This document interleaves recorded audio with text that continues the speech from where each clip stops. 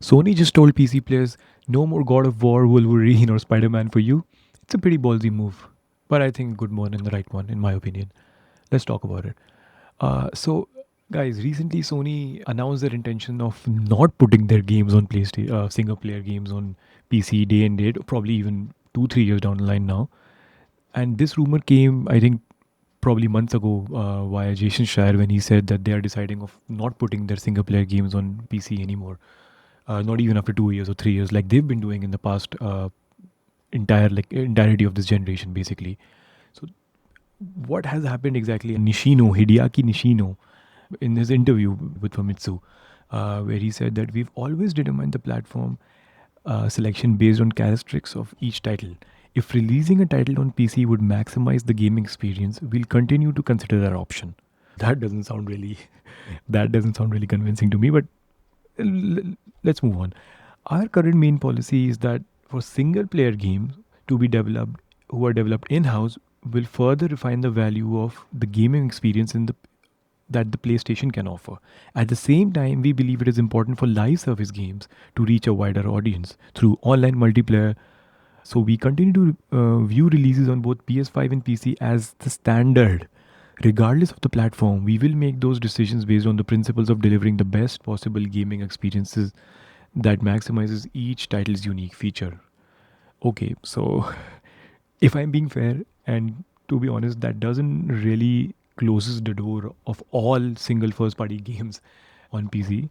But then let's take him for their word. And Jason Schreier has also reported that. I mean, I tend to be. I think he's very. Jason Schreier is very legit. So they are as of now doubling down on not releasing their games on PlayStation. I think it's a pretty ballsy move, and this is I think this is what competition does to you. Really, look at it. So this is directly stemming from Steam releasing their box and or Xbox releasing Helix. Where supposedly you could play your PC games as well, probably even Steam games.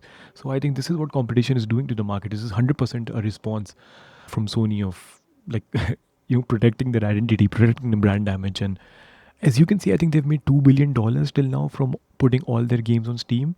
It's a pretty big amount, but I think they think that the brand damage of putting the games there is much more than earning this 2 billion. So I think it's a pretty bold move because anyone who wants to play Wolverine, anyone who probably wants to play X-Men in the future, or anyone who wants to play the next God of War game or or Intergalactic for that matter, they know that it will not be coming down to PC in 2 3 years of time.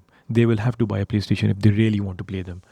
But I but I have a slight opinion on this. I think PC players don't shift that easily. Some will 100% for Wolverine, for games like Wolverine, they will, yes. But I think the PC audience and the PC player base is radically like different from the console base. But there is some overlap. For example, me, but we are like very. I think this is very low percentage, but there's still an overlap. So pretty ballsy move, and I think is the right move. And this is why I want competition in the market. This is why I've always said exclusivity is good.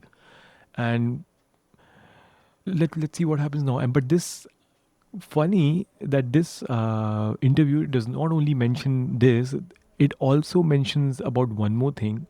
Let's quickly discuss here.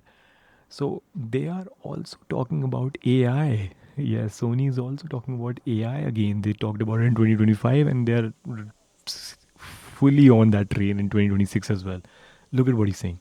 Sony is using AI to unleash creativity of studios and further enhance the PlayStation experience, which is deeply dispiriting all by itself. But wait, Sony, oh sorry, I was reading from the article. Sony aims to improve productivity through use of AI powered tools, allowing development teams to reinvest their time into building richer worlds and gameplay experiences. In the platform business, I mind you, this is PlayStation. Sony is working to leverage AI to do transactions more efficiently and to personalize and recommend content for individual users in the PlayStation Store. Okay, guys, I mean, my opinion on this is that AI is here to stay. Okay, no matter how we feel about it, companies like Sony or Microsoft, all the corporations, man, even the company that I work in, they will keep utilizing AI, and it will just increase. There's no stopping it. We just have to accept it. So this is something that we can just. This is not something that we have to accept this fact, But I mean, just reading this, I think I'm reading this just for the second time probably. Reading this, I can't help but feel that what if Asha Sharma from Xbox, Asha Sharma said something like this. Just imagine Asha Sharma talking so gladly and so blatantly talking about AI within Xbox. Trust me, guys, there would have been uproar within the on Twitter. You would have seen multiple articles. All these journalists from VGCs, from polygons, from screen runs to dual chokers to push square, and all these people would have suddenly came out and written all these articles about Asha Sharma now going to how she's going to kill the industry by utilizing AI.